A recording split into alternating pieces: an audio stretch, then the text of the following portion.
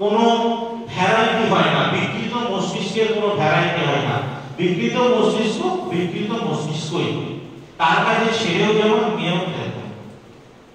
তো সেই জন্য আমি আমার বক্তব্য আমার তোমাদের কাছে জানানো যেটা আগে বুঝতে হবে যে একটা মানুষ তোমার সঙ্গে কথা বলছে, তার চাহনি কিরকম, তার অ্যাটিটিউড কিরকম তোমার প্রতি, তোমাকে সে কিভাবে মেইনটেইন করছে, তোমার গায়ে কিরকম ভাবে হাত দিচ্ছে।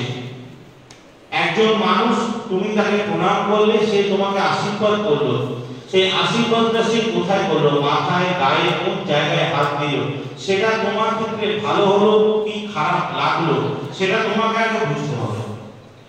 ছেলেদের ক্ষেত্রেও ঠিক তাই। অনেকেই এমন ভাবে আপনার বাচ্চাদের সঙ্গে ইয়ার্কি মারে, বলে ওরা ইয়ার্কি মারছে, কিন্তু সেটা তার বিকৃত মস্তিষ্কের ফল, সেটা কিন্তু ইয়ার্কি নয়। তো সেগুলো আমাদেরকে আগে জানতে হবে, আগে বুঝতে হবে।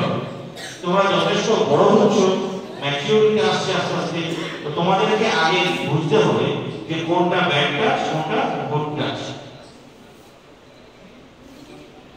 এটা আমাদের নিজেদের একটা নিজেদেরকে নিজেদের তৈরি করার ব্যাপার আছে। এবার আমাদের স্যার বললেন যে ঘাটাল শান্ত, খুব শান্ত। ঘাটালের নমিনাল ক্রাইম আছে, হ্যাঁ মার্ডার হয়, এটা হয়তো মারপিটও হয়, এগুলো সামান্য।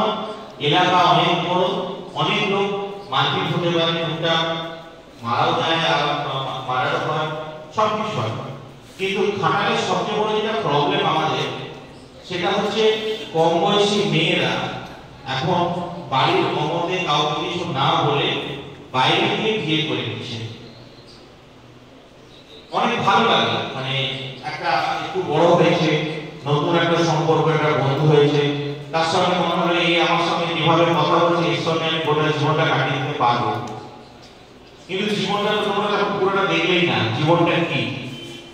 তোমরা বড় হচ্ছ, স্কুলে আসছো, স্কুলে পড়াশোনা করছো, বাড়ি যাবে, মা রান্না করে রেখেছে, মায়ের রান্না ভাতটা খেয়ে নেবে, তারপরে বাবা কষ্ট করে টাকা অর্জন করছে, তার জন্য টিউশনি ঠিক করেছে, তোমরা টিউশনি পড়তে চলে যাচ্ছ, আসছো, পড়াশোনা করছো, টিভি দেখছো, মোবাইল দেখে খেয়ে ঘুমিয়ে গেলে। তোমাদের কাছে পৃথিবী এইটাই, তোমাদের কাছে পৃথিবীটা খুব রঙিন, সবসময় একদম কালার, কিন্তু তোমার বাবার কাছে কিন্তু খুব কষ্ট।